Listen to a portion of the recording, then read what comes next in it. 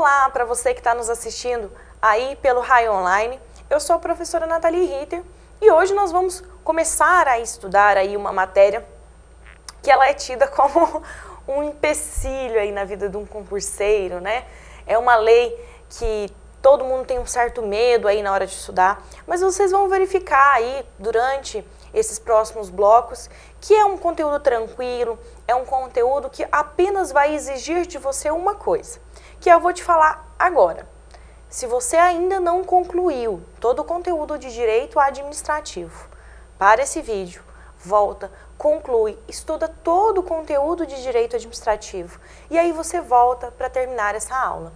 Por quê? Porque essa lei, ela exige o seu conhecimento de todo o conteúdo de direito administrativo. Então, o que deixa essa lei um pouco difícil de ser estudada? A falta do conhecimento base de direito administrativo, tá bom? Então, se você concluiu aí todo o conteúdo de direito administrativo, você tem base o suficiente para estudar comigo, a partir de agora, a nossa lei 8666 de 93, a lei que vai tratar e que vai regular as licitações e os contratos públicos, ok? Então, se você estudou, da partir daqui vai ser tudo tranquilo, você vai ver que não vai ter dificuldade nenhuma, tá? Para você que está estudando aí para o concurso de agente penitenciário, para você que estuda aí para a Polícia Civil do Distrito Federal, para vocês que estuda aí para a Polícia Federal, para a Polícia Rodoviária Federal, este conteúdo, ele é cobrado para você na hora da sua prova, tá bom? Então, sem muita delonga aí, a gente vai iniciar o nosso estudo, esse bloco agora, com alguns conceitos iniciais, tá? A gente vai entender melhor o que é esse procedimento, esse processo de licitação, tá? Quem está aí sujeito a participar desse processo licitatório e quais as finalidades, né, desse procedimento, porque nada é feito por acaso, né? Eles não iriam criar aí todo um procedimento desse, uma lei complexa como essa, se não tivesse aí alguma finalidade a ser atendida, correto? Então, inicialmente aqui, qual é o conceito de licitação? Porque nós vamos iniciar os estudos pela licitação e depois, posteriormente, nós veremos a parte de contratos, porque o contrato é o que ocorre após se encerrar o procedimento licitatório, tá? Então, o procedimento de licitação. Primeira observação, ele é um procedimento administrativo. Ou seja, ele vai ocorrer, ele corre, ele acontece em via administrativa, não em via judicial, tá? Então, o procedimento licitatório é um procedimento administrativo que visa selecionar a proposta mais vantajosa para o interesse público, tá? Então, lembre-se deste termo aqui, ó, vantajosa, porque nós vamos verificar aqui, quando a gente falar aqui agorinha da finalidade, essa questão da vantajosidade, tá bom? E a gente vai quebrar alguns paradigmas aí de que não necessariamente a proposta mais vantajosa vai ser a proposta mais barata, certinho? Porque tem aí várias formas de você se avaliar uma proposta e definir a sua vantajosidade para o interesse público. Então, o conceito de processo licitatório, conceito de licitação, é um procedimento administrativo que visa selecionar uma proposta mais vantajosa ao interesse público.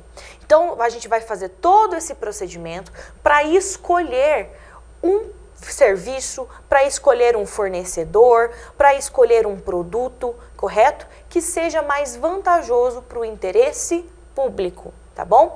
Por quê? A ideia lá da eficiência, do princípio da eficiência, tá bom? Então, este é o nosso conceito de licitação. Lembrar que a gente fala que é um procedimento, então ele é um procedimento, é um conjunto de vários atos administrativos praticados, tá? Então, dentro do procedimento licitatório, nós teremos vários atos administrativos sendo praticados. Por isso que eu falei para você que é importante você já ter concluído aí o seu conteúdo de direito administrativo anteriormente, porque quando nós falarmos essa questão dos atos praticados dentro de um procedimento de licitação, você saber o que é um ato administrativo. tá bom? Então, conceito de licitação, procedimento administrativo que visa selecionar a proposta mais vantajosa para o interesse público. E esse procedimento todo, ele tem uma finalidade, ele tem finalidades, e essas finalidades elas vão estar expressas aí no artigo 3º da Lei de Licitação. E são 3 as nossas finalidades. A primeira, escolher a melhor proposta, que já está até aqui no nosso conceito, tá? E aí a gente entra nessa questão da vantajosidade, que nem sempre será a proposta mais barata, tá? Então, cuidado se o examinador colocar aí na sua prova que a finalidade da vantajosidade, ela deve sempre atender a proposta mais barata. Não, tá? Nem sempre o que é mais barato vai ser o mais vantajoso, porque talvez o produto é mais barato, mas ele dure menos. Talvez ele não tenha tanto rendimento igual um outro que é um pouco mais caro, correto? Então, por isso que nem sempre o mais barato é o mais vantajoso. Mas a primeira finalidade é essa, escolher a melhor proposta, certo? A segunda finalidade aí desse procedimento licitatório, a aplicação dos princípios da impessoalidade e da isonomia, ou seja, o procedimento licitatório, ele visa aplicar esses princípios administrativos da impessoalidade, que é você reger, né, a administração pública em prol do interesse público e não em prol de interesses particulares, e da isonomia, ou seja, que é ter aqui, tratar todos sem nenhuma distinção, sem nenhuma preferência. Já pensou se não existisse aí esse procedimento de licitação? Você poderia contratar, você poderia fazer negócios com empresas que fossem só do seu interesse. Ah, por que eu vou contratar com a empresa X se eu posso contratar o meu primo que presta o mesmo serviço? Então é para isso que existe aí o procedimento licitatório, para aplicar o princípio da impessoalidade e da isonomia, né? A isonomia, que é aí uma decorrência do princípio da impessoalidade, nós estudamos aí, né, quando estudamos o princípio da impessoalidade, a questão da isonomia, do tratamento isonômico, de tratar todos iguais. E em que se resume essa aplicação dos princípios da impessoalidade e da isonomia dentro do procedimento licitatório? Quer dizer que todos podem participar de um procedimento licitatório, tá? Então, esse procedimento de licitação, qualquer pessoa pode participar, desde que essa pessoa atenda aos requisitos necessários. Mas está ali aberto a participação de qualquer pessoa, desde que atenda aí aos requisitos que vão ser pré-definidos em edital, tá bom? Então, esse acesso ao procedimento licitatório a todos que desejam participar é essa aplicação aí destes 2 princípios. E nós temos aí uma outra finalidade, lá a última finalidade expressa do artigo 3º, que é o desenvolvimento nacional sustentável, tá? Esse princípio, essa finalidade, ela foi aí implementada na Lei de Licitações com um objetivo, que é favorecer, né, dar andamento aí ao fomento do desenvolvimento nacional. Porque quando a gente fala de um desenvolvimento nacional sustentável, a gente está falando aí da própria nação, ela se autossustentar, ela conseguir prover tudo o que é necessário para que ela se desenvolva, certo? E sem que isso falte de alguma maneira, sem que consuma energias dessa nação, correto? Então, essa é a ideia de um desenvolvimento nacional sustentável. Então, é por isso até mesmo que a lei de licitação, em alguns aspectos, ela favorece, que nós vamos verificar mais para frente, mas já dando aí uma abertura nessa ideia para vocês, que ela vai favorecer, por exemplo, as empresas nacionais. Por que existe esse favorecimento de empresas nacionais? Por conta do desenvolvimento nacional sustentável. Essa ideia de tentar fomentar o desenvolvimento nacional por meio de utilizar aí produtos e serviços, por exemplo, das nossas empresas e não buscar, por exemplo, isso fora do nosso país, correto? Então, quais as finalidades do procedimento de licitação? Escolha da melhor proposta, aplicação dos princípios da impessoalidade e da isonomia e o desenvolvimento nacional sustentável. Então, são essas três vertentes aí, são essas três finalidades principais trazidas lá no artigo 3º da nossa lei de licitação, correto? E para a gente continuar aí entendendo melhor como que acontece esse procedimento de licitação, eu preciso pontuar com vocês a questão da competência legislativa para esses procedimentos licitatórios, correto? Como o procedimento licitatório, ele é um procedimento que ele é aplicável a todo o país, a todo o estado, em todos os seus âmbitos federativos, que nós vamos ver aqui, que se aplica aí aos municípios, aos estados, ao Distrito Federal e à União, então nós temos que verificar, poxa, se ele é aplicado aí a todos os entes federativos, quem pode legislar sobre as normas de licitação?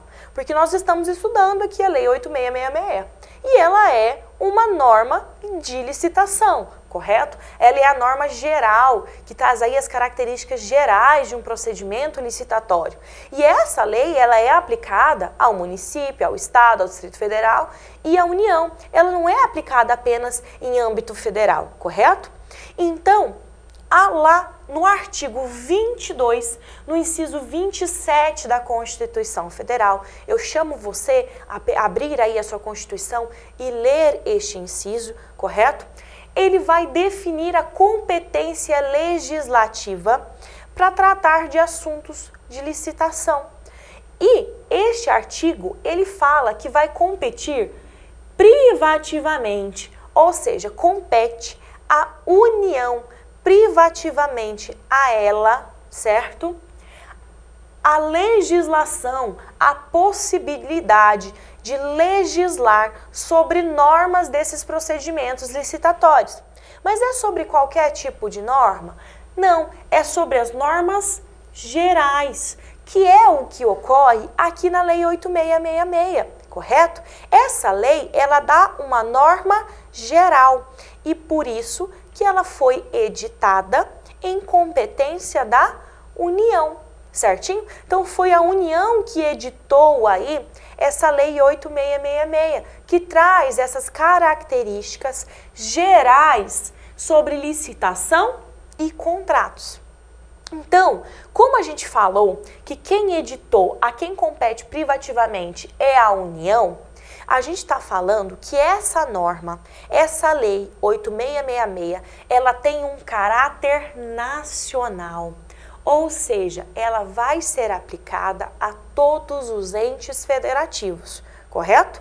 Então, ela tem caráter nacional, mas o próprio artigo 22, lá no inciso 27, ele continua falando que em caráter específico, ou seja, quando se tratar de assuntos que não são gerais, que não estão trazidos aí pela Lei 8666, mas que são assuntos específicos ao procedimento licitatório, essa competência, ela vai ser federativa, certo? Ou seja, se eu quero editar uma norma em caráter estadual, essa competência vai ser do estado de Goiás.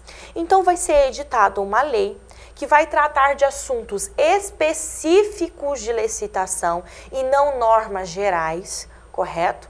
Então essa lei que é editada em caráter federativo, ela tem que tratar de um assunto em específico, não podendo alterar essas normas gerais. Tá? Tem que respeitar as normas gerais que a Lei 8666 traz aí para você. E aí, essas normas aí de caráter específico, elas vão ser aplicadas a quais entes? Apenas aquele ente que editou. Então, se o Estado de Goiás edita uma lei de caráter específico, tratando sobre assuntos específicos da licitação, essa lei vai ser aplicada a quem? ao Estado de Goiás, porque ela tem um caráter federativo, tá? Ela não tem caráter nacional. Então, não pode o Estado de Goiás editar uma lei, certo? Aqui na nossa competência estadual e querer que essa lei ela seja aplicada a todos os entes federativos, a outros estados, certinho? Porque tem que se respeitar as competências legislativas. Então, quando se tratar de normas de caráter nacional, eu estou falando de uma competência privativa da União de editar normas de caráter geral, ou seja, da base aí do procedimento licitatório, e ela vai ter um caráter nacional. Agora, quando você edita normas de caráter específico, ela vai ter uma ideia, um caráter federativo. Se é o município que editou, é aplicado ao município. Se é o estado que editou, é aplicado ao estado. Mas lembrando que essas leis, elas têm que se tratar sobre normas específicas e não pode entrar aí no âmbito das normas gerais de caráter geral, porque essa competência, ela é privativa da União. E ela foi aí aplicada de que forma? Editando-se a Lei 8666, que é o que nós estamos estudando agora, correto?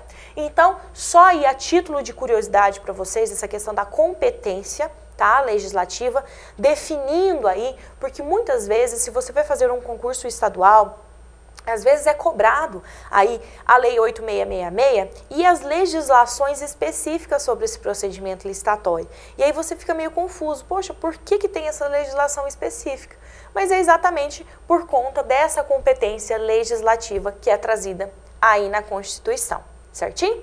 Então nós já falamos aí sobre o conceito do procedimento de licitação, nós falamos sobre as finalidades e nós falamos sobre as competências legislativas. Quem pode editar leis nesse âmbito aí de licitações e contratos, correto?